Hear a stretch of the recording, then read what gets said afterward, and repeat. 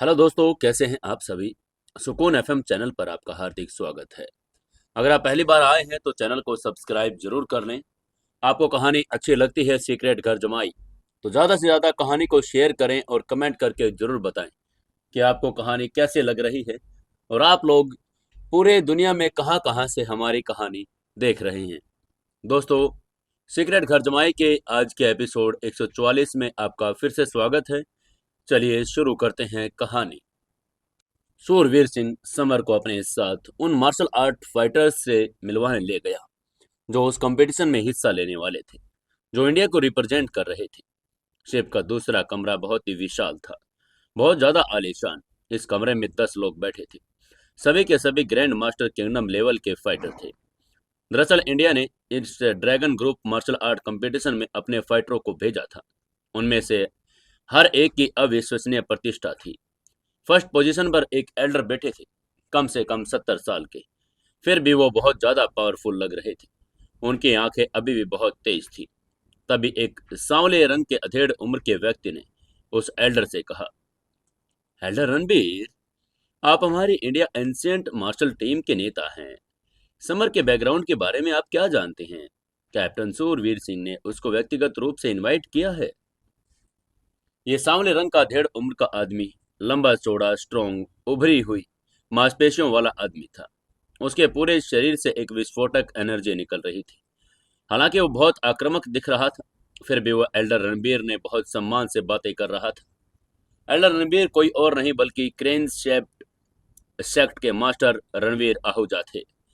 वो martial art competition में India की तरफ से स्पेशल गेस्ट भी थे। इंडिया टीम में बहुत 10 लोग थे।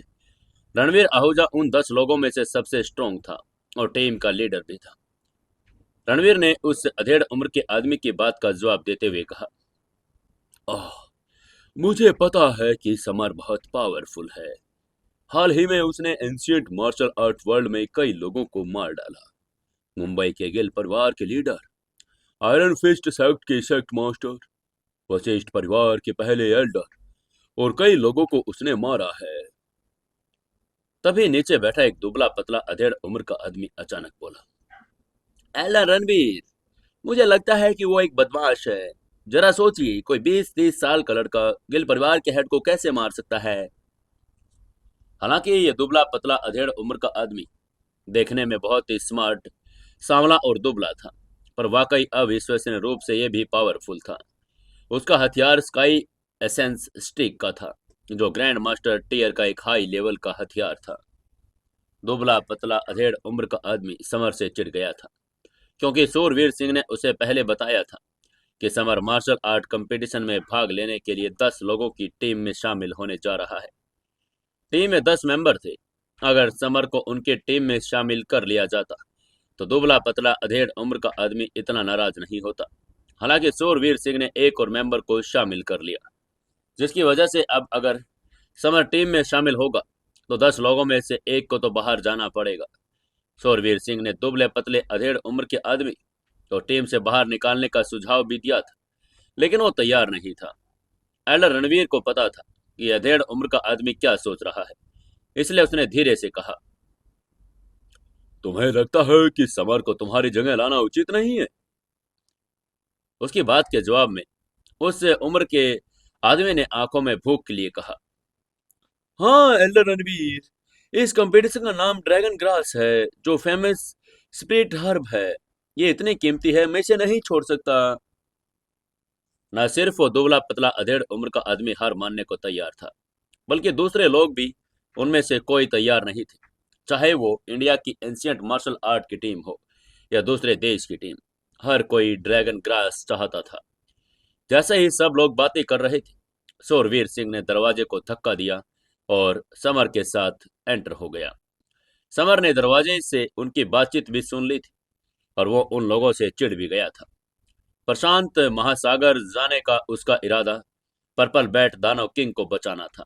जहां तक मार्शल आर्ट कंपटीशन में भाग लेने की बात है, तो वो सिर्फ शूरवीर सिंह के इनविटेशन पर आया था। अगर शूरवीर सिंह इनविटेशन नहीं देता तो यहाँ आता भी नहीं। शूरवीर सिंह को देखते ही वो दबला पतला अधेड़ उम्र का आदमी खड़ा हुआ और उसने अपनी नाराजगी जाहिर करते हुए कहा, कैप्टन शूरवीर, मुझे लगता है कि आपका मुझसे इंडिया टीम से हटाने का और ज़्यादा अनुचित है। मुझे नहीं लगता कि समर मेरी जगह लेने जितना पावरफुल हो सकता है। ये कहते हुए उस आदमी ने समर को उपहास भरी नजरों से देखा। समर ने उस पर नजर भी नहीं डाली। समझ गया कि उस आदमी से वो बिल्कुल पसंद नहीं करता।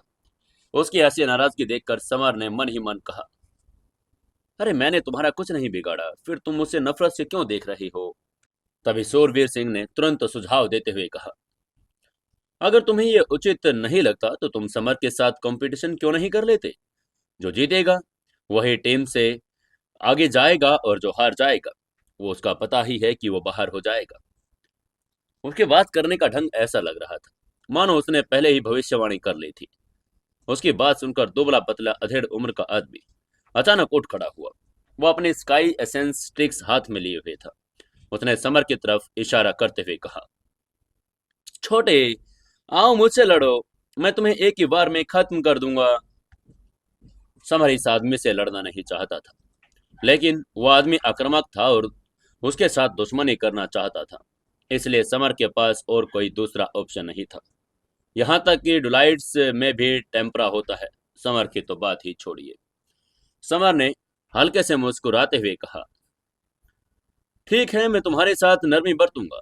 मैं तुम्हें पहले 3 वार करने का मौका देता हूँ। उसको ऐसे घमंड करता हुआ देखकर उस आदमी का रंग बदल गया। उसने मन ही मन सोचा, ये लड़का मुझे नीच और कमजोर समझ रहा है। ये कुछ ज्यादा ही घमंडी है। उसने सोचा कि समर तो उससे भी ज्यादा घमंडी है और उसने कहा कि दूसरे को 3 चालों का फायदा हो सकता है। समर शायद ही कभी अपना आपा खोता, लेकिन उस दुबले पतले आदमी की बातों ने उसे गुस्सा दिला दिया था। समर के घमंडी व्यवहार से कमरे में मौजूद सभी लोग घबरा गए थे। वे सब समर को नाखुश नजरों से देखने लगे थे और उसके बारे में बातें भी करने लगे थे। वहां बैठे एक फाइटर ने अपने पास वाले लड़के से कहा, ओहो, ये आदमी बहुत घमंडी है। इसने कहा कि वो पहले 3 चालें चल सकता है। ये लड़का कितना घमंडी है। उसके पास वाले लड़के ने सिर हिलाते हुए कहा, हाँ परमवीर एक master stage grand master kingdom level का फाइटर है। उसके पास कई एसेंस स्टिक भी है। मैं भी इतनी शेखी तो नहीं भगा सकता। पहले वाले लड़के ने उसकी बात का जवाब देते हुए कहा, मुझे नहीं लगता कि समर बस सभी को अपनी तरफ अट्रैक्ट करना चाहता है। वो परमवीर का मुकाबला नहीं कर सकता। हॉल के अंदर मौजूद लोग समर की आलोचना करने लगे थे। उन सभी के परमवीर के साथ अच्छे संबंध भी थे। वो सभी एक ही टीम का हिस्सा थे। जब उन्होंने समर का परमवीर के प्रति ये व्यवहार देखा तो सभी परमवीर का पक्ष लेने लगे। यहाँ तक कि एल्डर रणवीर भी अब खुश नहीं थे।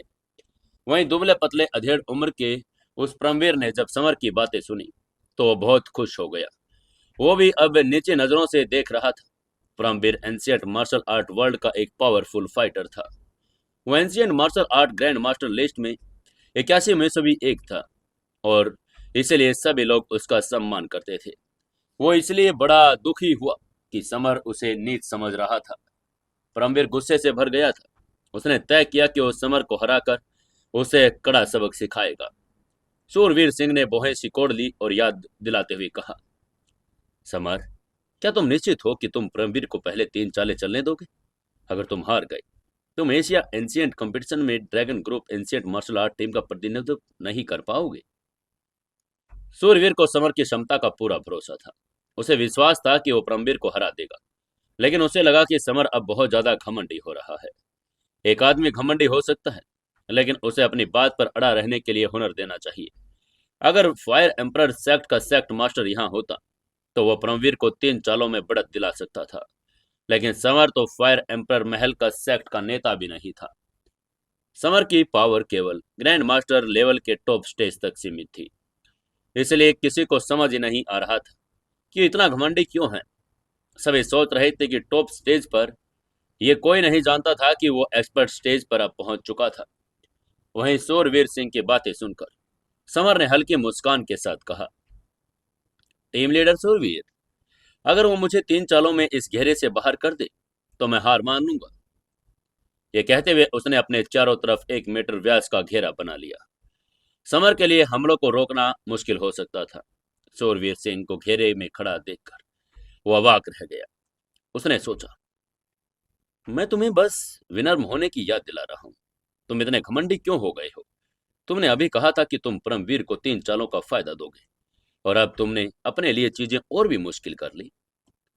न केवल शूरवीर सिंह ने सोचा कि समर घमंडी था, बाकी सभी भी यही सोच रहे थे। और तभी परमवीर इतने गुस्से में था और उसने एक ठंडी मुस्कान के साथ मन ही मन में कहा, समर, अच्छा है, चलो मैं तुम्हें अपनी ताकत दिखाता हूँ।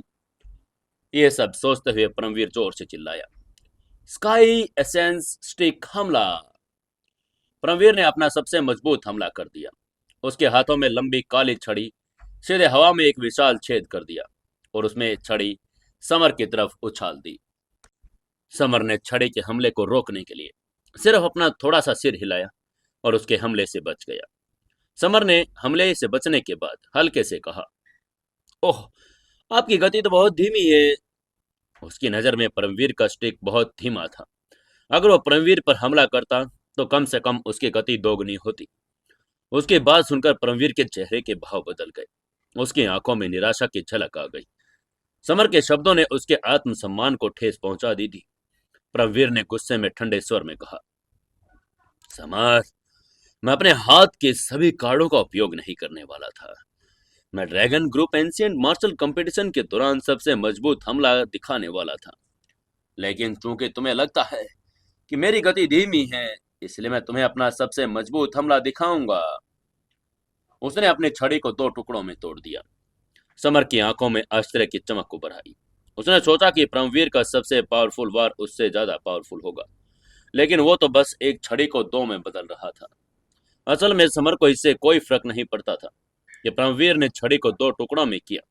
छड़ी की ताकत बढ़ जाए या समर पर 2 दिशाओं से हमला कर दे, इस पर समर का कोई असर नहीं था। तब परमवीर हाथ में लाठी लेकर समर की तरफ दौड़ा। परमवीर जानता था कि समर तेज है। अगर वो समर पर एक ही दिशा से हमला नहीं कर पा रहा था तो वो आगे और पीछे दोनों तरफ से हमला करेगा।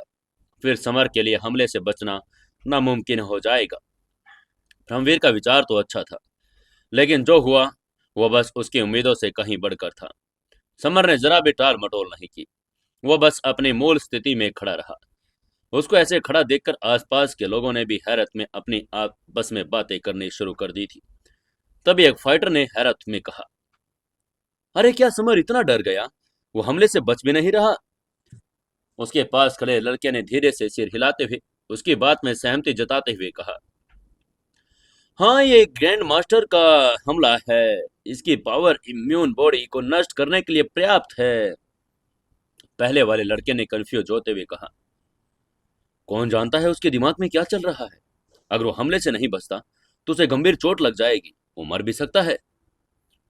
आसपास के लोग समर को ऐसे देख रहे थे जैसे वो कोई पागल हो। ये इतना आदमी घमंडी था कि हमले से बच भी नहीं रहा। शूरवीर ने भी बोहें सुकोड़ ली। उसे भी नहीं समझ आया कि समर के दिमाग में आखिर चल क्या रहा है। वो हमले से क्यों नहीं बच रहा। ये ग्रैंड मास्टर लेवल का हमला था जो किसी आम इंसान को मार सकता था। वहीं परमवीर की 2 छड़ी समर के शरीर के आगे और पीछे से जोरदार धमाकों के साथ लगी। समर बिना हिले डुले खड़ा रहा और उसे एक भी चोट नहीं आई। वो एक्सपर्ट स्टेज के हमले के पंखों की तरह थे। उसके शरीर पर लगे और उसे कोई कुछ नहीं हुआ। ये देखते हुए परमवीर ने हकलाते हुए कहा, तुम तुम तुम तुम इस हमले से घायल क्यों नहीं हुए? एक ग्रैंड मास्टर को यह जानकर हैरानी हो रही थी। उसके दिल में इतना सदमा लगा, उसकी कल्पना भी नहीं की जा सकती थी।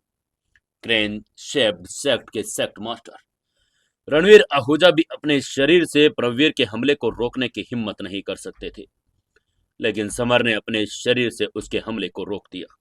उसे कोई चोट नहीं आई और वो सोच रहा था कि समर का शरीर आखिर कितना मजबूत होगा। परमवीर ही नहीं, आसपास के लोग भी दंग रह गए। उन्होंने इतना ताकतवर इंसान पहले कभी नहीं देखा था। समर इतना ताकतवर था कि वो थोड़ा डर गए। तभी समर ने परमवीर से तिरस्कार के साथ कहा, तुम बहुत कमजोर हो। समर और परमवीर दोनों ही ग्रैंड मास्टर के एक्सपर्ट स्टेज के फाइटर थे, लेकिन समर का शरीर समान फाइटरों के लिए अजेय था। परमवीर के पास उसके शरीर की सुरक्षा को तोड़ने का कोई तरीका नहीं था। परमवीर ने समर की बातें सुनी तो वो गुस्से से लाल हो गया। वहीं समर अभी भी उसी की तरफ देख रहा था। परमवीर को इस बात पर गुस्सा आ रहा था कि उसके दोनों हमले से समर को कोई नुकसान नहीं हुआ। वो ज्वालामुखी की तरह फटने ही लगा था। परमवीर जानता था कि आज के बाद समर के साथ उसकी दुश्मनी पक्की हो जाएगी। कमरे में मौजूद सभी लोग Indian ancient martial art world के मजबूत फाइटर थे। अगर आज समर को वो नहीं हरा पाया तो उसकी प्रतिष्ठा भी धूमिल हो जाएगी। तभी परमवीर गुस्से से जोर से चिल्लाया, स्काई एसेंस ट्रिपल स्टिक! और उसने अपने स्काई एसेंस स्टिक को 3 भागों में तोड़ दिया। उसने छड़ियों को शरीर के इंपॉर्टेंट अंगों की तरफ घुमा दिया। परमवीर इतना ज्यादा क्रोधित था, उसके हमले भयंकर हो गए। उसने समर के 3 इंपॉर्टेंट अंग सिर, दिल और रीढ़ की हड्डी पर हमला किया। यह मानव शरीर के सबसे इंपॉर्टेंट अंग थे। इस समय सभी लोग समर की तरफ फिर से देखने लगे। वो इस बात को जानकर एक्साइटेड थे कि अब समर बचेगा या उसे झेल लेगा। समर अभी भी बिना किसी चिंता के मंद मंद मुस्कुरा रहा था। उसकी त्वचा और मांसपेशियां ही नहीं, उसका सब कुछ अजय था। परमवीर ने स्काई एसेंस ट्रिपल स्टिक को समर के सिर, दिल और रीढ़ की हड्डी की तरफ फेंका। उसकी जोरदार टक्कर से पूरा जहाज हिल गया था, लेकिन समर को कोई नुकसान नहीं हुआ। उसके खून की एक बूंद भी नहीं बही। रणवीर ने हकलाते हुए फिर कहा, क्या क्या तुम्हारा शरीर किसी भी चीज से अभेद्य है?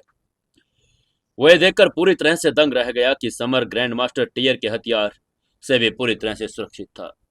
कमरे में मौजूद बाकी लोग भी दंग रह गए। सिर मानव शरीर का सबसे कमजोर इंपोर्टेंट अंग, और उस पर भी हमले से कोई वार का कोई भी असर नहीं हुआ। इन लोगों ने खुद को समर की जगह पर रखकर सोचा, अगर वे समर होते तो क्या वे परमवीर के हमले को रोक पाते? और आखिरकार सबके पास एक ही जवाब था, बिल्कुल भी नहीं। कोई भी उस हथियार को नहीं रोक पाता। कहा जाता कि स्काई एसेंस स्टिक में मेट्रोइड्स का समावेश था और यह अत्यंत कठोर और पावरफुल था। हालांकि यह समर के शरीर को भेद नहीं पाई, इसलिए किसी को समझ नहीं आया कि समर कितना पावरफुल था। तभी समर ने ठंडी मुस्कान के साथ कहा, तुमने अपनी 3 चालें चल ली, अब मेरा वार करने का समय आ गया है। और यह बात सुनते ही परमवीर का दिल कांप उठा। समर इस बात से नाराज था कि परमवीर ने उसके सिर, दिल और रीढ़ की हड्डी पर हमला किया। शुक्र है उसने ट्रू मार्शल एम्परर तकनीक का प्रैक्टिस कर लिया था, इसलिए उसका शरीर कठोर हो गया था, नहीं तो वो मारा जाता। अब समर उसे आसानी से जाने देने वाला तो बिल्कुल नहीं था। समर ने शेर की तरह दहाड़ते हुए कहा, विंड एज पाम! और एक ऐसा प्रहार जो उसके मास्टर ने सिखाया था। वो पहले इस प्रहार की पूरी पावर का इस्तेमाल नहीं कर पाया था।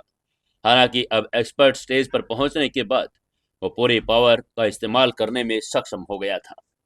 समर ने रेड फायर तलवार का इस्तेमाल नहीं किया, क्योंकि भले ही परमवीर दुष्ट था, लेकिन वो मौत के लायक नहीं था। इस बार समर ने वो सीधे परमवीर को मार डालेगा। आखिरकार समर या इंडिया और ड्रैगन ग्रुप का प्रतिनिधित्व करने आया था, वो किसी को मारने भी नहीं आया था। समर ने अपनी लाइफ एनर्जी का इस्तेमाल विंड एज पाम को एनर्जी देने के लिए किया। उसका प्रहार अत्यंत पावरफुल था। उसके हाथ में एक हरे रंग का धार बन गया। धार तेजी से हवा में घुस गया और हवा में एक भयानक चीरा लग गया। परमवीर ने अपने sky essence stick wind edge palm को रोकने की कोशिश की। हालांकि उसके हाथ में मौजूद sky essence stick wind edge palm से 2 टुकड़े हो गई। स्काई एसेंस स्टिक को काटने के बाद वो विंड एज पाम परमवीर के शरीर की तरफ तेजी से बढ़ा। परमवीर का शरीर विंड एज पाम से कट गया था। वो हवा में उड़ गया और खून की खांसी करने लगा। उसका चेहरा भयानक रूप से पीला पड़ गया, क्योंकि उसका शरीर आकाश में गिर गया था। उसके शरीर की कई हड्डियां टूट गई। वो बहुत दयनीय लग रहा था। परमवीर के मुंह से खून लग गया। उसे बहुत चक्कर आने लगा था। कोई भी अब कुछ नहीं बोल पा रहा था। बेहोश होने से पहले उसने डरते हुए समर को देखा। हालांकि समर ने परमवीर को जान से नहीं मारा। उसने अपनी पूरी ताकत उसकी हड्डियां तोड़ने और उसके अंगों को नुकसान पहुंचाने में लगा दी। परमवीर अब कुछ महीनों के आराम के बाद ठीक हो पाएगा। एक ही हमले में परमवीर हार गया था और उसकी बुरी तरह हार हुई। वो बेहोश भी हो गया था और सब लोग भी आपस में फुसफुसाना शुरू कर चुके थे। तभी एक अधेड़ उम्र के आदमी ने थोड़ा डर भरी आवाज में कहा, अरे, ये समर तो बहुत पावरफुल है। वो एक ही हमले में उसने परमवीर को हरा दिया। उसके पास खड़े एक लड़के ने कहा, ऐसा लगता है कि अफवाहें सच है। समर उन लड़ाकों के सामने अजय है जो उसके लेवल पर हैं। पहले वाले अधेड़ उम्र के आदमी ने उसकी बात पर सहमति जताते हुए कहा, हाँ हाँ, समर को निश्चित रूप से इंडिया ग्रैंड मास्टर सूची में टॉप 10 में स्थान दिया जा सकता है। इनमें से कुछ लोगों ने समर का मजाक उड़ाया था, कहा था कि वो घमंडी है। उन्होंने ये भी कहा कि परमवीर को 3 चालों का फायदा देकर अपनी मौत का बुलावा दे रहा है। लेकिन अब समर ने एक ही हमले में परमवीर को हरा दिया था। सबके मुंह भी बंद हो चुके थे। तभी सूरवीर सिंह ने आगे आते हुए हल्की मुस्कान के साथ कहा, क्या कोई अब भी समर के इंडिया एंशिएंट मार्शल टीम में शामिल होने का विरोध कर रहा है? हालांकि बाकी 9 लोग सहमत नहीं थे, लेकिन वो अब कुछ भी नहीं कर सकते थे। समर ताकतवर था और वो नहीं लड़ सकते थे। तभी इस समय उन सभी को 2 तीखी आवाजें सुनाई दी, कैप्टन सूरवीर, हम भी इंडिया मार्शल आर्ट टीम में शामिल होना चाहते हैं। तभी फूल परी और शिवांगी कमरे में एंटर हुई। वो बहुत आकर्षक ढंग से मुस्कुरा रही थी। फूल परी ने सफेद पारदर्शी ड्रेस पहनी थी। उसका सुडौल शरीर साफ दिखाई दे रहा था। वहीं शिवांगी ने हल्के पीले रंग की ड्रेस पहनी थी। उसकी भी आंखें बड़ी मनमोहक थी, सितारों की तरह चमक रही थी। समर एक पल के लिए हक्का बक्का रह गया। उसे उम्मीद नहीं थी कि दोनों के दोनों यहाँ आ जाएंगे। समर ने उन दोनों को हैरत में पूछा, फूलपरी मिस शिवांगी, मुझे लगा था कि आप लोग डार्क आइलैंड पर रहेंगी। क्या आप इंडिया वापस नहीं जाना चाहती थी? फूलपरी ने आकर्षक ढंग से मुस्कुराते हुए कहा, हम इंडिया वापस जाने ही वाले थे, लेकिन जहाज की एक महिला ने हमें इंडियन मार्शल आर्ट टीम में शामिल होने के लिए कहा। वो हमें यहाँ ले आई। उसकी बात सुनकर सब दंग रह गए। वे इतने प्रभावशाली कैसे थे कि सीधे तय कर सकते थे कि एंशिएंट मार्शल आर्ट टीम में कौन शामिल हो सकता है। तभी शूरवीर सिंह ने आगे आकर भौहें चढ़ाकर पूछा, फूलपरी, आपको इंडियन मार्शल टीम में शामिल होने के लिए किसने कहा? मुझे इसके बारे में कैसे नहीं पता चला? शूरवीर सिंह खुद स्पेशल सिक्योरिटी ब्यूरो के हेड थे, टीम का नेतृत्व करने के लिए जिम्मेदार थे। इसलिए उसको इस बातों के बारे में कैसे नहीं पता चला? उसकी बात के जवाब में फूलपरी हल्के से मुस्कुराई और कुछ नहीं बोली। तभी उन सभी के पीछे से एक ठंडी आवाज सुनाई दी। उसने थोड़ा कड़क आवाज में शूरवीर सिंह से पूछा, मैंने ही फूलपरी और मिस शिवांगी को बुलाया था। क्या तुम्हें कोई दिक्कत है? जैसे ये शब्द खत्म हुए, सेना की वर्दी पहने एक महिला कमरे में दाखिल हुई। उसकी उम्र लगभग 20 साल की थी। चेहरा बड़ा गंभीर और त्वचा तेंदुए के जैसी स्वस्थ और तनी हुई। वो लंबी थी और एक सैनिक जैसी दिखती थी। उसकी टांगें सीधी थी और बहुत ही अट्रैक्टिव फिगर था। उसकी अपीयरेंस इतनी जबरदस्त थी, कोई भी उसकी नजरों से नहीं बच पाया। वो औरत एक खूंखार बाघिन जैसी थी। समर को एहसास हुआ कि उस औरत की खूबसूरती दूसरी औरतों से अलग थी। फूलपरी तो अट्रैक्टिव थी ही, जबकि शिवांगी भी अट्रैक्टिव थी। इस औरत की खूबसूरती जबरदस्त थी। वहीं उस औरत को देखते ही सूरवीर सिंह के चेहरे के भाव बदल गए। उसने आदरपूर्वक पूछा, डायरेक्टर, आप यहाँ क्या कर रहे हैं?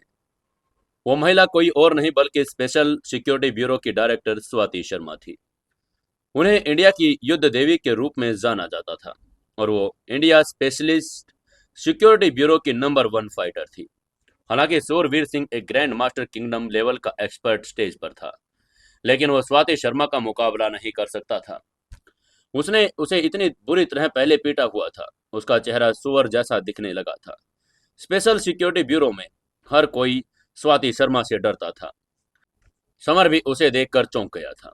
उसे उसके शरीर से एक पावरफुल एनर्जी का एहसास हुआ। तभी स्वाति शर्मा ने ठंडी मुस्कान के साथ कहा, टीम लीडर शूरवीर, मैंने विशेष रूप से फूलपरी और मिस शिवांगी को इंडिया मार्शल टीम में शामिल होने के लिए इनवाइट किया है। स्वाति शर्मा की आवाज भी दूसरों से अलग थी। फूलपरी की आवाज मोहक, जो दूसरों को मंत्रमुग्ध कर देती, जबकि स्वाति शर्मा किसी लोह रक्त फाइटर की तरह बोलती थी।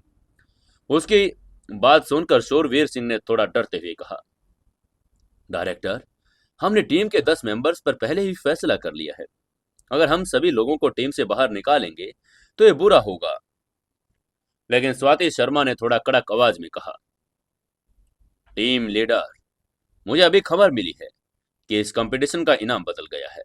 विजेता को 9 ड्रैगन इंपीरियल नीलम सील मिलेगी।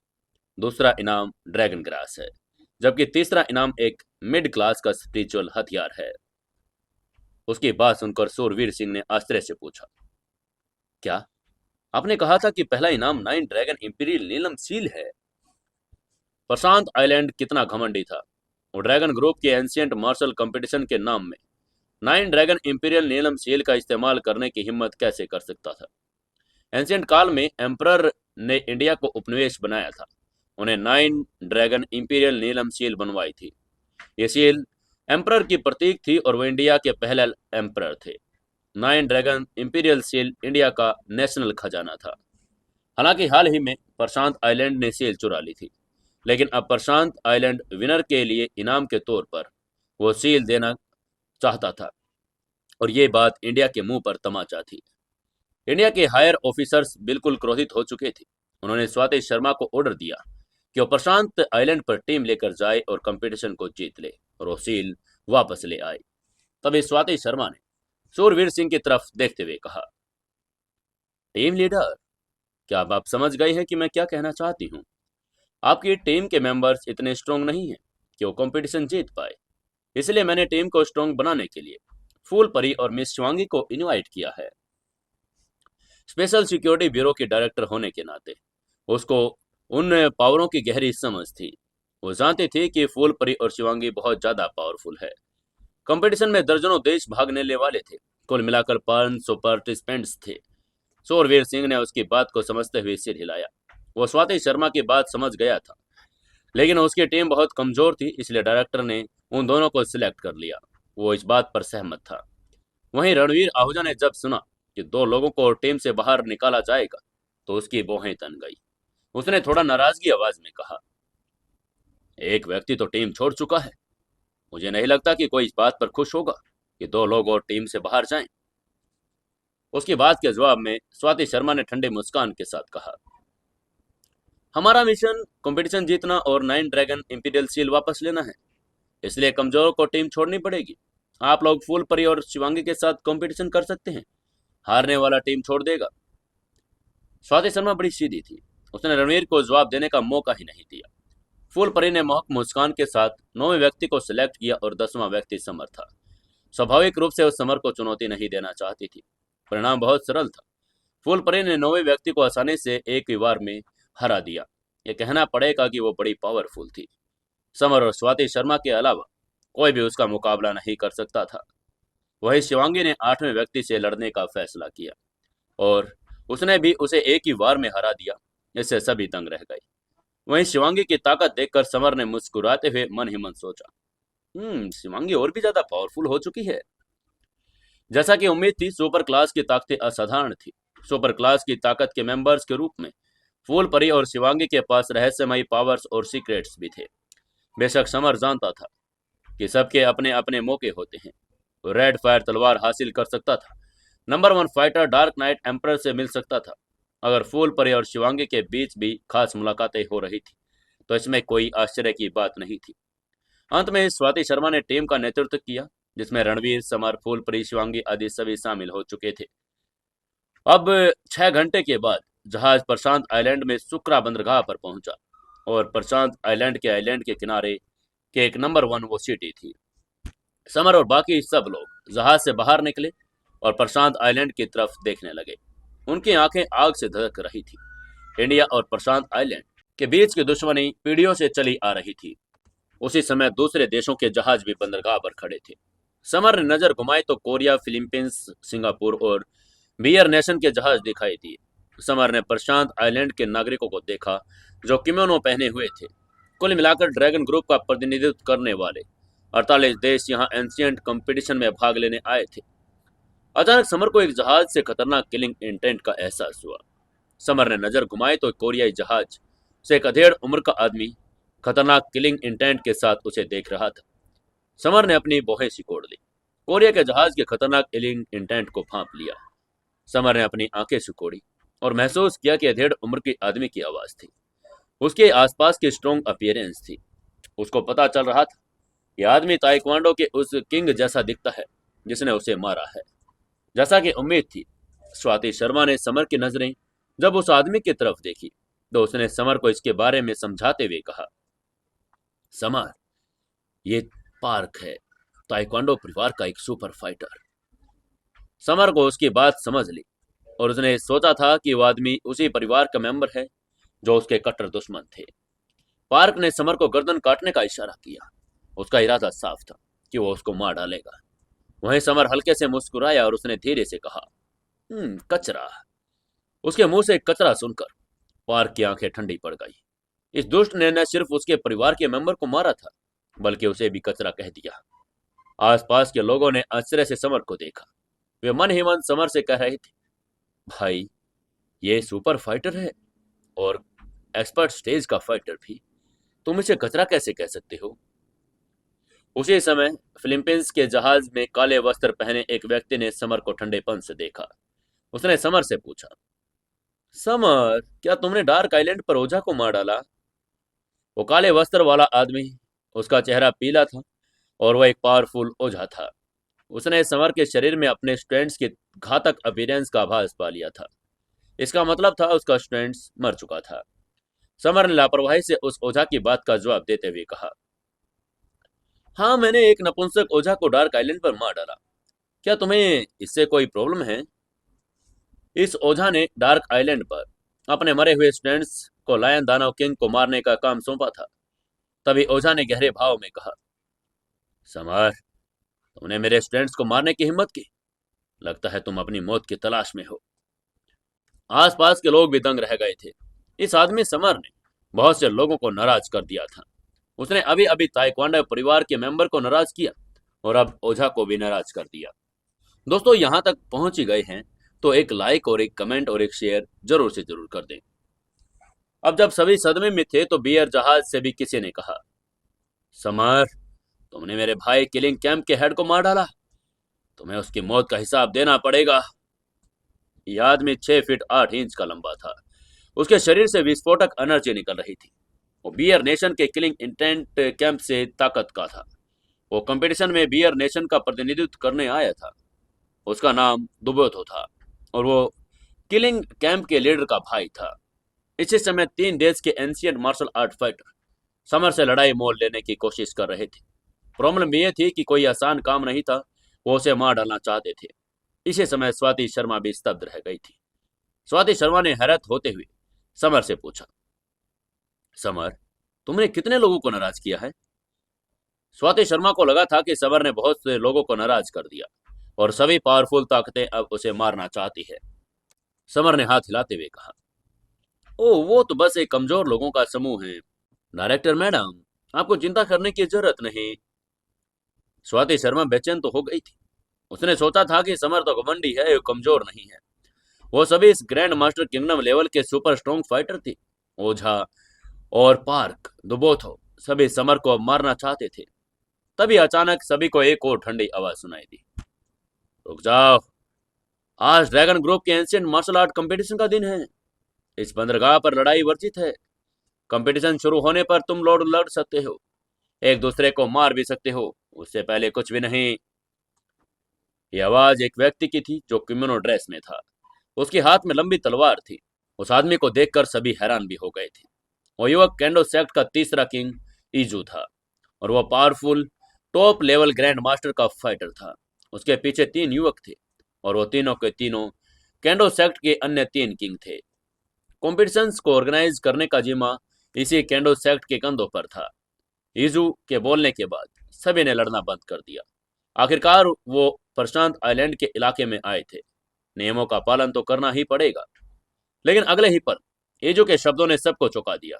उसने कहा, समर, मैं भी तुम्हें मारना चाहता हूं। ईजू की बातों ने सबको हैरान कर दिया था।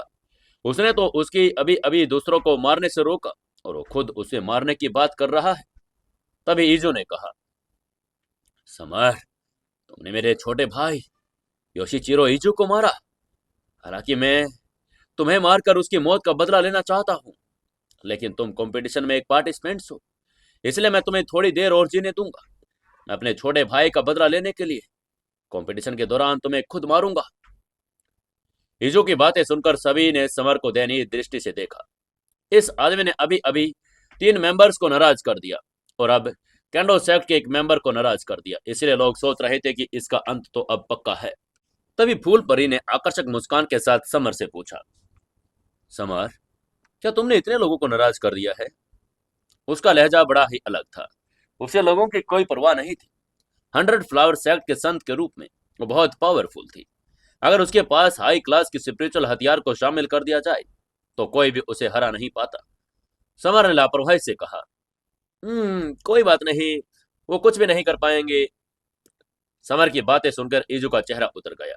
अगर कंपटीशन ना होती तो वह अभी समर को सबक सिखा देता। तभी अचानक ईजू की नजर सातों पर पड़ी, जो समर के बगल में खड़ी थी। उसकी आंखें तुरंत गर्म हो गई। सातो निंजा परिवार की यंग मिस्ट्रेस और जापान की 4 ब्यूटीज में से एक थी।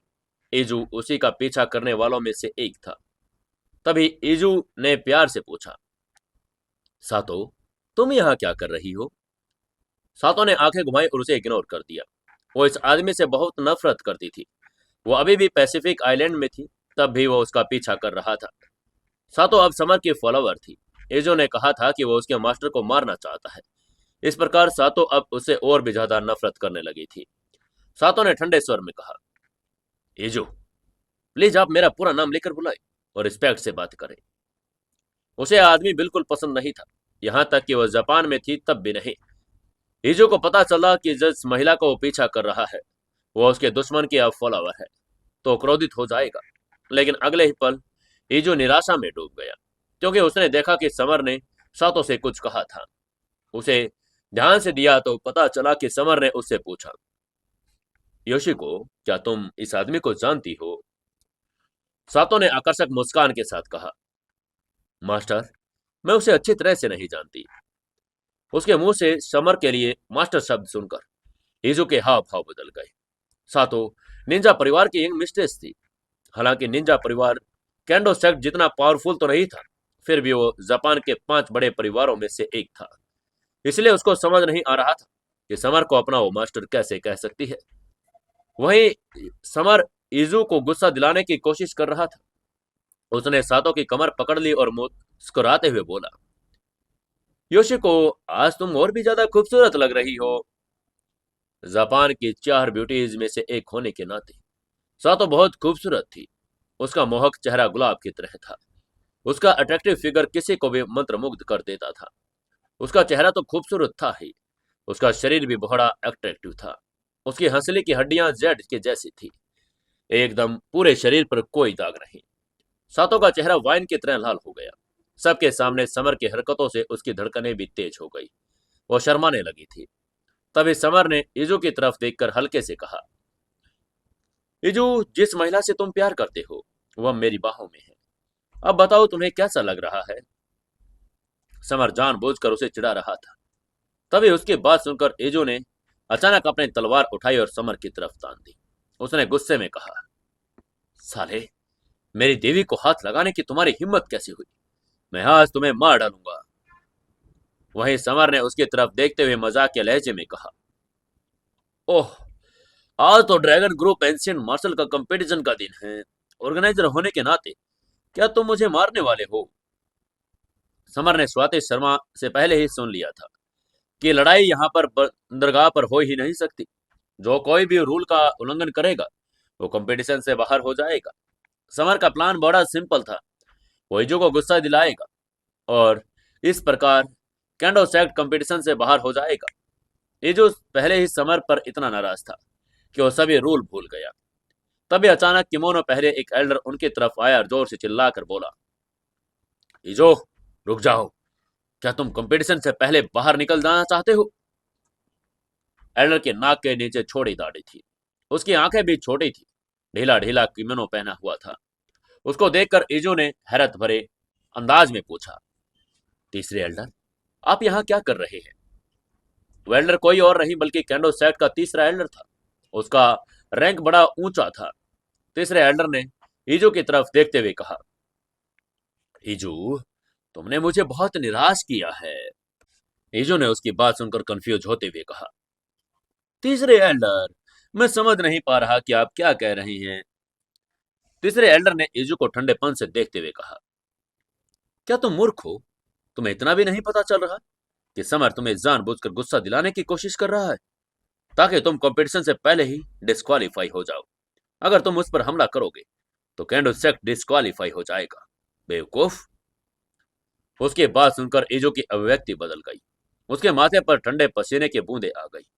इजो ने गुस्से में अपने दांत भींचे और कहा, समर तुम बहुत दुष्ट हो। मैं लगभग तुम्हारे जाल में फंसी गया था। समर हल्के से मुस्कुराया और बोला, तुम मंदबुद्धि हो, इसलिए तुम मुझे दोष क्यों दे रही हो?" उसकी बात सुनकर इजो ने कहा, समर इतना खुश मत हो। मैं तुम्हें बंदरगाह पर नहीं मार सकता, लेकिन कंपटीशन के दौरान तुम्हें मार डालूंगा।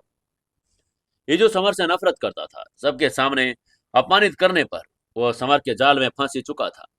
इजो को कुछ याद आया और उसने मन ही मन सोचा, ओ हाँ, सातो, वो भयानक औरत समर की फॉलोअर बन गई। उसे उसकी कमर में लिपटने की इजाजत दी थी। धिक्कार है सातो, मैं कसम खाता हूं, जब मैं समर को मार दूंगा तो तुम्हारे साथ जरूर खेलूंगा।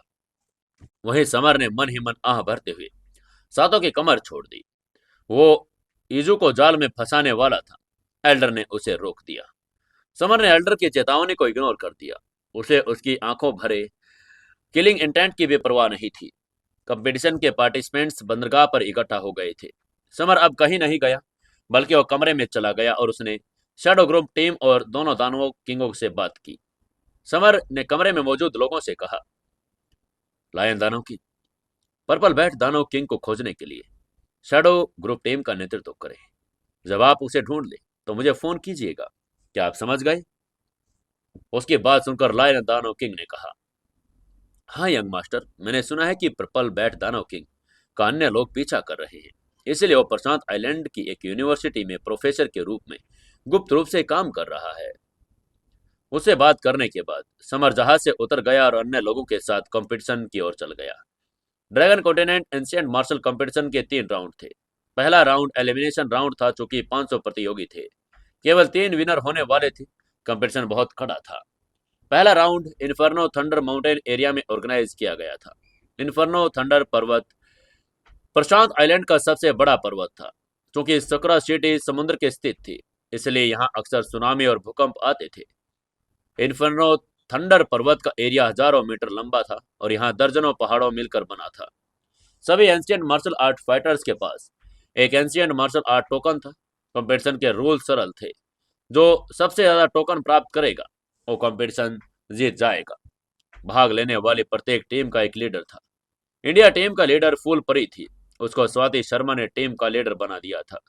जहां तक स्वाति शर्मा और सूरवीर सिंह की बात थी, वो स्पेशल सिक्योरिटी ब्यूरो के हायर ऑफिसर थे। उन्होंने कंपटीशन में भाग नहीं लिया, बस वो देख रहे थे। स्वाति शर्मा ने फूल परी को इसलिए टीम लीडर अपॉइंट किया क्योंकि उसे पता था कि फूल परी टीम के सबसे ताकतवर मेंबर है। इसलिए अगर लीडर वो बनेगी तो टीम अच्छी रहेगी और सेफ भी रहेगी। समर ने फूल परी को इंडियन मार्शल आर्ट टीम का लीडर बनने पर कोई आपत्ति भी नहीं जताई। रणवीर को नहीं पता था कि फूल परी कितनी ताकतवर है। वो 20 साल की एक महिला थी और एक कमजोर सुंदरी लग रही थी। फूल परी के आने से पहले टीम का लीडर रणवीर आहूजा था, इसलिए वो इस पोस्ट से हटाए जाने पर थोड़ा नाखुश भी था। फूल परी ने रणवीर आहूजा की आपत्तियों को भांप भी लिया था। उसने रणवीर की तरफ देखते हुए हल्के से कहा, लगता है आपको इस फैसले पर आपत्ति है, लेकिन मैं सिर्फ इतना कहना चाहती हूँ, हमारी टीम को कंपटीशन जीतने के लिए मिलकर काम करना चाहिए।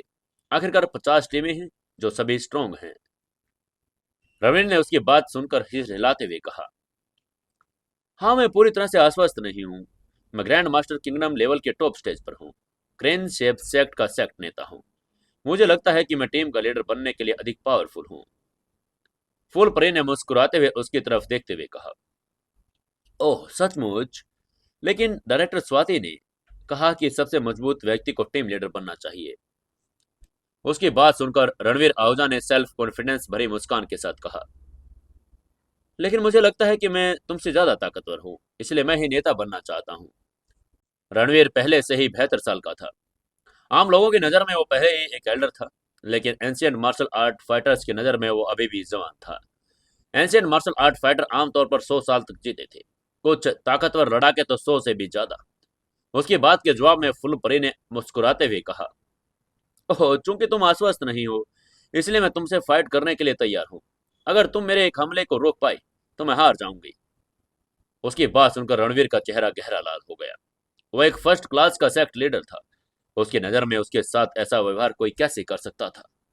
इसलिए रणवीर ने नाराजगी भरे स्वर में कहा, ठीक है, मुझे दिखाओ कि तुम कितनी पावरफुल हो। रणवीर ने दहाड़ते हुए कहा, क्रेन शेप फिस्ट। उसने अपना पंच आगे की तरफ घुमा दिया। उसकी लाइफ एनर्जी ने हवा में एक विशाल क्रेन के शेप की फूल बनाई। क्रेन इतनी पावरफुल थी जो विस्फोटक बल के साथ हवा को चीरती हुई निकल रही थी।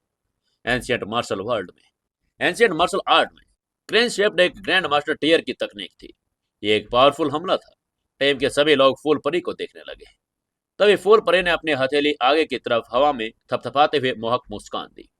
उसके हाथ के सामने एक कमल बन गया और रणवीर के शरीर पर जा गिरा, जिससे रणवीर आहूजा को ऐसा लगा जैसे कोई उल्का पिंड उसके शरीर पर आ गया।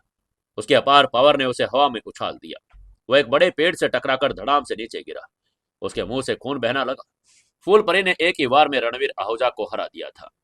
रणवीर आहूजा ने धीरे से फुसफुसाते हुए कहा, मैं हार गया। वो पूरी तरह से टूट गया था। ऐसा लग रहा था जैसे उसने आत्मा को खो दिया हो और उसे यकीन नहीं था कि वो इस फूल परी से हार जाएगा। आसपास के लोग भी फूल परी की ताकत देखकर दंग रह गए थे। वे सभी इंडिया के ग्रैंड मास्टर लेवल के फाइटर थे। वो जानते थे कि रणवीर कितना पावरफुल है, लेकिन किसी को नहीं पता था कि वो इस फूल परी से हार जाएगा। कहना ही पड़ेगा कि फूल परी बहुत ताकतवर थी। फूल परी ने एक ही वार में रणवीर को हरा दिया। वो लीडर बन गई। फूल परी ने हल्की मुस्कान के साथ टीम को पर्वत पर लेकर जाते हुए कहा, चलो चलें, सावधान रहें, हम इन्फर्नो थंडर पर्वत में प्रवेश कर रहे हैं। टीम में 10 लोग थे। सभी के पास अपना अपना टोकन भी था। जो सबसे ज्यादा टोकन हासिल करेगा वो अगले दौर में आगे बढ़ेगा। इंडिया टीम के अलावा प्रशांत आइलैंड टीम, थाईलैंड टीम और बियर नेशन टीम भी वहां इन्फर्नो थंडर माउंटेन में प्रवेश कर गई। 500 से ज्यादा पावरफुल लड़ाके पहाड़ों में घुस गए थे। इनमें से कुछ टीमें पहाड़ों में पूरी तरह से खत्म हो जाने वाली थी। तभी चलते चलते ताइक्वांडो परिवार की लीडर ने समर की तरफ देखते हुए अपने दांत भींचते हुए धीरे से बुदबुदा कर कहा, समर, ताइक्वांडो परिवार निश्चित रूप से पहाड़ों में तुम्हें मारेगा। वहीं ओझा ने भी मन ही मन कहा, ओझा सेक्ट निश्चित रूप से समर को मार डालेगा। दुबेतो ने भी कसम खा ली, मैं दुबेतो कसम खाता हूं कि मैं निश्चित रूप से समर को मार डालूंगा। तभी उसके बगल में खड़े कैंडो सेक्ट के यंग मास्टर ने गुस्से भरी आवाज में कहा, चुप रहो तुम लोग, समर की जान केवल कैंडो सेक्ट ही ले सकता है। जैसे वो इन्फर्नो थंडर माउंटेन में गए, इन टॉप लेवल के फाइटरों ने समर की जान लेने की कसम खा ली। उनका मकसद साफ था कि वो सबको बता देना चाहते थे कि समर उनका दुश्मन है। तभी फूल परी ने हल्के से कहा, समर, आपके बहुत सारे दुश्मन हैं। समर ने हंसते हुए कहा, हाँ हाँ, मुझे पता है, लेकिन वो कुछ भी नहीं है। शिवांगी और फूल परी के अलावा बाकी सभी को लगता था कि समर बहुत घमंडी है। ये लोग एंशिएंट मार्शल आर्ट फाइटर थे। वो सभी कम से कम एक्सपर्ट स्टेज पर थे, कुछ तो उससे भी ज्यादा। तभी समर ने अचानक फूल परी से कहा, फूल परी, मैं ग्रुप से अलग होना चाहता हूँ। बहुत से लोग मुझे मारना चाहते हैं। अगर मैं आप लोगों के साथ चलूंगा तो सबको पता चलता रहेगा कि मैं कहाँ हूँ और क्या कर रहा हूँ। मैं उन्हें सरप्राइज देने के लिए अकेला चलना चाहता हूँ। फूल परी ने उसकी बात को सुनकर कंफ्यूज होते हुए कहा, क्यों, क्या ग्रुप के साथ चलना सेफ नहीं है, या फिर आप उनका शिकार करके उन्हें मार डालना चाहते हैं? समर ने उसकी बात का जवाब देते हुए कहा, हाँ, मैं नुकसान सहने वालों में से नहीं हूँ। क्योंकि वो लोग मुझे मारना चाहते हैं, इसलिए उन्हें भी मारने के लिए तैयार रहना चाहिए। समर इस बात से बहुत नाराज था कि दूसरी ताकतों ने अपना अपना खतरनाक किलिंग इंटेंट जाहिर कर दिया। ये दुष्ट लोग उसे मारना चाहते थे। उसकी बात सुनकर फूल परी ने एक पल के लिए सोचा और समर सही था। 10 लोगों की टीम में वे एक बड़ा निशाना थे। अगर आसान निशाना थे, इसलिए समर के लिए अकेले ही काम करना बेहतर होगा। इसलिए फूल परी ने हल्के से मुस्कान के साथ कहा, ठीक है, आप अकेले जा सकते हैं, और ये लो, ये सिग्नल कम्युनिकेटर है। अगर आपको कोई खतरा महसूस हो तो इसे दबा दीजिएगा। जैसे ही आप इसे दबाओगे, एक कमल आतिशबाजी दिखाई देगी। उसके दिखाई देते ही हम आपको आकर बचा लेंगे। सिग्नल कम्युनिकेटर लगभग 100 मन लंबा था और उसका सतह पर कमल का डिजाइन बना हुआ था। समर ने वो लिया और उससे कहा, थैंक यू। उसके जाने के बाद किसी ने दूर से अपने टीम के लीडर को उसकी तरफ इशारा करके कहा, टीम लीडर, समर टीम छोड़कर चला गया। क्या मुझे उसका पीछा करना चाहिए या अकेले उसके होने का फायदा उठाकर मार देना चाहिए? उस आदमी की अपनी बात के जवाब में बर्फीली ठंडी आवाज थी, उसका पीछा करो, पता लगाओ कि वो कहाँ है, फिर मुझे संकेत दो, मैं उसे मार डालूंगा। वहीं समर अकेले ही इन्फर्नो थंडर माउंटेन के बीच चल रहा था। उसके सामने विशाल पहाड़ियां और एंशियंट वर्षों से ढकी हुई नुकीली चट्टानें थी। उनमें सैकड़ों नहीं तो हजारों साल का इतिहास छिपा था। जमीन पर हर जगह जहरीले बेलें फैली हुई थी, जहरीले कीड़े रेंग रहे थे। तभी समर को एहसास हुआ कि कोई बुरी नियत उसका पीछा कर रही है। हालांकि वो व्यक्ति बहुत अच्छी तरह छिपा हुआ था, फिर भी समर को उसका आभास हो गया। तभी अचानक समर को एक पत्ता उठाया और उसने अपने पीछे फेंक दिया। पत्ता हवा में उछलकर एक काले कपड़े वाले आदमी से जा टकराया। वो आदमी जमीन पर गिर गया और उसके मुंह से एक खून बहने लगा। ये व्यक्ति ताइक्वांडो परिवार का मेंबर था। पार्क ने समर का पीछा करने के लिए भेजा था। हालांकि समर ने उसे खोज निकाला और उसको घायल कर दिया। दोस्तों, एक और जरूरी बात मैं आपसे पूछना चाहता हूँ। जैसे ही सर्दी का टाइम आ गया है, तो क्या हम कहानी का टाइम 6 बजे कर दें? अगर 6 बजे आप चाहते हैं कहानी मैं आपको दूं, तो आज सभी के सभी कमेंट करके बताएं कि 6 बजे कहानी मैं आपको दूं, तो कल हम 6 बजे कहानी आपको दे देंगे। और लाइक, शेयर और कमेंट जरूर करते रहें। समर ने उस आदमी को पत्ते से घायल कर दिया। जमीन पे गिरते ही उस आदमी ने अपनी कमीज से एक यंत्र निकाला, उसका बटन दबा दिया और एक विशाल पटाखा उड़ गया। अचानक दूसरी तरफ पार्क अपने परिवार के मेंबरों को पहाड़ की तरफ लेकर जा रहा था। आकाश में आतिशबाजी देखने के बाद उसकी अभिव्यक्ति अचानक बदल गई। पार्क ने अपना हाथ हिलाते हुए पीछे चल रहे अपने परिवार के मेंबर से कहा, सब लोग मेरे पीछे आओ, हमें समर मिल गया है। वो उस आतिशबाजी के पास है, चलो उसे मार डालते हैं। वहीं इधर आतिशबाजी को देखते ही समर के चेहरे के भाव एकदम से बदल गए। वो जानता था कि आदमी अपनी टीम को इशारा कर रहा है। समर को उस आदमी पर गुस्सा आने लगा था। Dragon group ancient martial competition में हर किसी को एक दूसरे के मारने का अधिकार था। समर उस आदमी की तरफ चीते की तरह छलांग मारने लगा। एक ही कदम में उसका दिल कुचल दिया। समर ने उस आदमी के कपड़ों की तलाशी ली, उसका एंशिएंट मार्शल टोकन निकाला और चला गया। जाने से पहले समर ने जमीन पर कुछ निशान छोड़े ताकि वो अपने दुश्मनों को गुमराह कर सके। उसने जानबूझकर साउथ की तरफ अपने पैरों के निशान छोड़े, जबकि वो नॉर्थ की तरफ चला गया। पार्क भी बहुत तेज था, जल्दी उस जगह पर पहुंच गया। जमीन पर पड़ी लाश को देखकर उसके भाव बदल गए। उसने गुस्से में इधर उधर देखा, निशानों के तरफ वो चल पड़ा। निशान परिवार के मेंबर्स ने उसने कहा, अरे नहीं, हमारा जासूस मारा गया, अब हमें समर को पकड़कर मारना होगा, चलो हम उसका पीछा करते हैं। यह कहना होगा कि समर की चाल पार्क को गुमराह करने के लिए कामयाब रही। वो गलत दिशा में चल पड़े। डार्क नाइट एम्परर ने समर के मन में टेलीपैथी से कहा, छोटे, इन्फर्नो थंडर माउंटेन के भीतर एक वज्र दलदल है, वहां अक्सर बिजली गिरती रहती है, इसलिए तुम्हारे प्रैक्टिस करने का एकदम सही जगह है। डार्क नाइट एम्परर की बात सुनकर समर बहुत खुश हो गया था। मोर्टल बॉडी ध्यान टेक्निक एक ऐसी टेक्निक जो अमर इंसान को बना देती है। समर हमेशा इसकी प्रैक्टिस करना चाहता था, लेकिन उसके शरीर पर बिजली गिरवाना, उसे शांत करवाने का कोई विश्वसनीय तरीका नहीं था। तभी डार्क नाइट एम्परर ने समर को दिशा निर्देश देते हुए कहा, मैं यहाँ पहले भी आया हूँ, जानता हूँ कि वो नर्क वज्र दलदल कहाँ है। यहाँ से 100 किलोमीटर उत्तर के पहाड़ों के बीच। 100 साल पहले डार्क नाइट एम्परर यहाँ ट्रेनिंग लेने के लिए आया था। डार्क नाइट एम्परर के नेतृत्व में समर उत्तर की तरफ बढ़ गया। चूंकि वो किंगडम लेवल का एक्सपर्ट स्टेज था, लगभग उड़ सकता था। 100 किलोमीटर दूरी तय करने में सिर्फ आधा घंटा लगता था। दलदल बड़ा तो नहीं था, लेकिन वहां बिजली गिर रही थी। रहस्यमय रूप से दलदल को जरा भी नुकसान नहीं पहुंचा था। दलदल का कीचड़ खास था, ऐसा लग रहा था उसमें कोई पावरफुल एनर्जी हो और यहाँ गिरने वाली बिजली का कोई असर न हो। तभी डार्क नाइट एम्परर ने समर को इस जगह के बारे में बताते हुए कहा, दलदल के अंदर एक वज्र दलदल है जो यहाँ बिजली के हमलों को आकर्षित कर रही है। समर ने उसकी बात सुनकर सिर हिलाया। डार्क नाइट एम्परर जानता था कि दलदल का केंद्र कहाँ है। डार्क नाइट एम्परर के नेतृत्व के साथ समर उस सेंटर में पहुंच गया।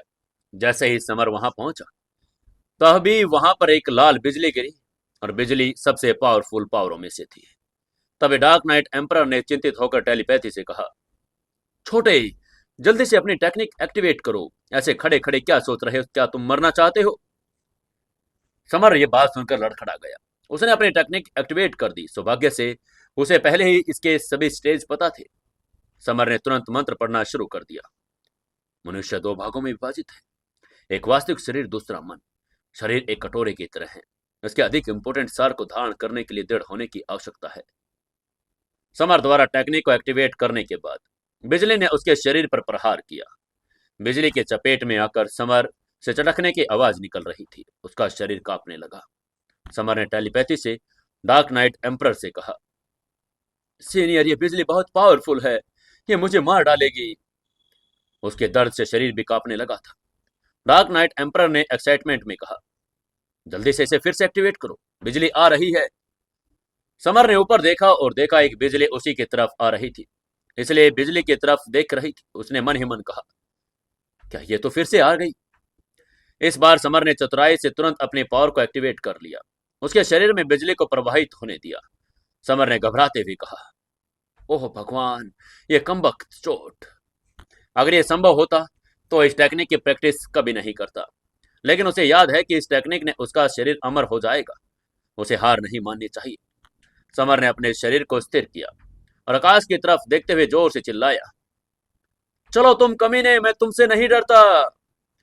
बिजली और जोर से गिरी, मानो समर को उकसावे को जगा रही थी। एक बार फिर उसका शरीर बिजली की गड़गड़ाहट से तप गया। समर जमीन पर गिर पड़ा, वो कांप रहा था। उसके मुंह से झाग भी निकल गया। उसने गुस्से में चिल्लाते हुए कहा, भाड़ में जाओ बिजली, क्या तुम मुझे मारना चाहते हो? लगातार बिजली के झटके लगने से समर बहुत दर्द में था। इस दौरान उधर पार्क 100 किलोमीटर दूर साउथ की तरफ अचानक रुक गया। तभी एक छोटे बाल वाले युवक ने उससे पूछा, लीडर, क्या हुआ, आप रुक क्यों गए? सड़क और खेत को देखते हुए पार्क ने उसकी बात का जवाब दिया और कहा, देखो, जमीन और सब खेत चिकने हैं, इसका मतलब है समर इस तरफ नहीं गया। उसकी बात सुनकर छोटे बाल वाले लड़के ने कंफ्यूज होकर पूछा, ये आप क्या कह रहे हैं? समर ने हमें गुमराह किया, वो साउथ की तरफ नहीं गया। पार्क ने सिर हिलाया और उसकी बात का जवाब देकर कहा, हाँ, वो हमें गलत रास्ते पर लेकर जाने की कोशिश कर रहा है। साउथ गलत दिशा थी, वो नॉर्थ की तरफ गया होगा। उस लड़के ने सिर हिलाकर कहा, तो फिर अब हमें क्या करना चाहिए मालिक? पार्क ने कहा, अब हम वापस जा रहे हैं, नॉर्थ की तरफ जाकर समर को मार डालेंगे। ये कहने के बाद पार्क ने दांत भींचते हुए कहा, समर, तुम कमीने, तुमने मुझे धोखा देने की हिम्मत कैसे की? मैं तुम्हारे टुकड़े टुकड़े कर दूंगा। पार्क नॉर्थ की तरफ चला जा रहा था। इसी बीच सैकड़ों बाहर बिजली समर के ऊपर गिर रही थी और उसका शरीर काला पड़ गया था। चेहरे के भाव से पता चल रहा था उसे बहुत दर्द हो रहा है। उसके शरीर का लेवल दूसरे रंग का हो गया था। जब वह अपने शरीर को प्रशिक्षित कर रहा था तो उसके शरीर के सतह पर एक कोमल हरी आभा निकल रही थी। बिजली उसके शरीर द्वारा अवशोषित हो रही थी। वो उसे थोड़ा सा ही कंट्रोल कर पा रहा था, लेकिन उसे छोड़ा जाता तो पावरफुल होती। मोर्टल पगेटरी बॉडी टेक्निक के फर्स्ट लेवल पर पहुंचकर समर बड़ा एक्साइटेड हो चुका था। बिजली एलिमेंट को अवशोषित करने के बाद उसने पर्सनल रूप से महसूस किया कि बिजली कितनी पावरफुल और भयावह है। तभी डार्क नाइट एम्परर ने टेलीपैथी से कहा, छोटे, आकाशीय बिजली दलदल के बीच में एक आकाशीय बिजली रत्न है। अगर तुम उस चीज को प्राप्त कर सकते हो तो तुम बिजली छोड़ सकते हो। आकाशीय बिजली रत्न एक स्पिरिचुअल हथियार था और बिजली को कंट्रोल करने की क्षमता वाला एक हाई क्लास का हथियार। समर ने सावधानी पूर्वक खोज शुरू कर दी और उसे वो काला रत्न मिल गया। काला रत्न केवल एक अंडे के जितने था, फिर वो पूरी तरह से काला था। उसके अंदर प्रचंड गर्जना थी। समर ने तुरंत रत्न को दलदल से बाहर निकाला और अपने हाथ में रख लिया। ठीक उसी समय आकाश से एक के बाद एक बिजली की लहरें गूंजने लगी। बिजली बहुत खतरनाक थी। पूरा आसमान जगमगा उठा और उनकी सैकड़ों सैकड़ों से ज्यादा बिजलियां की संख्या थी। वे सभी समर को मार डालना चाहते थे। तभी समर को झटका लगा और तुरंत उछल पड़ा, किनारे की तरफ दौड़ने लगा। वो खरगोश की तरह तेज था, लेकिन बिजली उससे भी तेज ठीक उसके पीछे चल रही थी।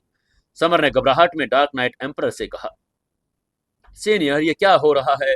ये बिजली मेरा पीछा क्यों कर रही है? डार्क नाइट एम्परर ने कहा, क्योंकि तुमने आकाशीय बिजली रत्न ले लिया। ये ऐसी चीज है, बिजली सोख लेती है। जाहिर है इसी वजह से आसमान में होने वाला तूफान तुम्हारी तरह आकर्षित हो रहा है। समर ने कंफ्यूजन में पूछा। सीनियर, अब मुझे क्या करना चाहिए, प्लीज मुझे जल्दी बताइए। एम्परर ने कहा, यह बहुत आसान है। यह बस एक रत्न है जो आकाश में होने वाली 100 या उससे अधिक बिजली को अवशोषित कर लेता है। उसकी बात सुनकर समर का चेहरा हरा हो गया। उसने मन ही मन कहा, सैकड़ों बिजली? तुम कह रहे हो कि ये सब एक अखरोट के आकार के रत्न में डाल दूं? क्या तुम्हें डर नहीं लग रहा कि तुम्हारा जूनियर मर जाएगा? बिजली की तेज गड़गड़ाहट लगातार बरस रही थी। समर को ऐसा लग रहा था कि वो किसी भी पल मर सकता है। इस बकवास को छोड़कर समर के पास अपने सिर के ऊपर रत्न उठाने के अलावा कोई दूसरा ऑप्शन ही नहीं था। लगभग 100 गड़गड़ाहटें चमत्कारी अवशोषित हो रही थी। सैकड़ों बिजली रत्न के अंदर चक्कर लगा रही थी। ये सब देखकर समर को आश्चर्य हुआ। उसने हैरान होते हुए मन ही मन कहा, वाह, यह अखरोट के आकार का रत्न इतना नकमा नहीं है। तभी डार्क नाइट एम्परर ने कहा, छोटे, थंडर स्पिरिचुअल मंत्र के बारे में सोचने और एक्टिवेट करने का प्रयास करो। यह तुम्हें मॉर्टल बॉडी के तालमेल बैठाने में मदद करेगा, तुम्हें बिजली कंट्रोल करने में भी मदद करेगा। डार्क नाइट एम्परर ट्रेनिंग में सफल रहा। उसे आकाशीय बिजली रत्न नहीं मिला, लेकिन समर को मिल गया था।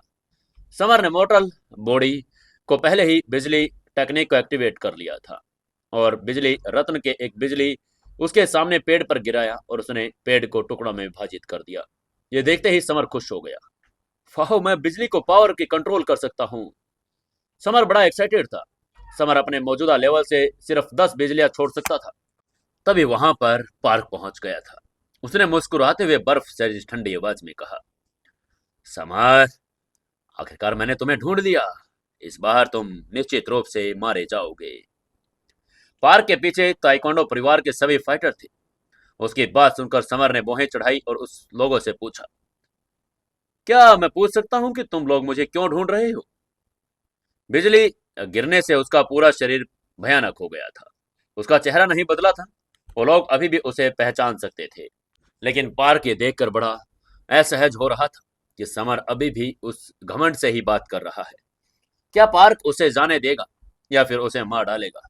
क्या होगा अगले एपिसोड में जानने के लिए जुड़े रहिए अपनी कहानी सीक्रेट घर जमाई के साथ। दोस्तों, कहानी को ज्यादा से ज्यादा शेयर करें, कमेंट करें और लाइक जरूर करें। और हमें जरूर बताएं कि कहानी 6 बजे कर दें या नहीं। जरूर से जरूर कमेंट करके बताएं कि आप लोग कहां से कहानी को देखते हैं। एक शेयर जरूर करें और एक लाइक जरूर से जरूर करें।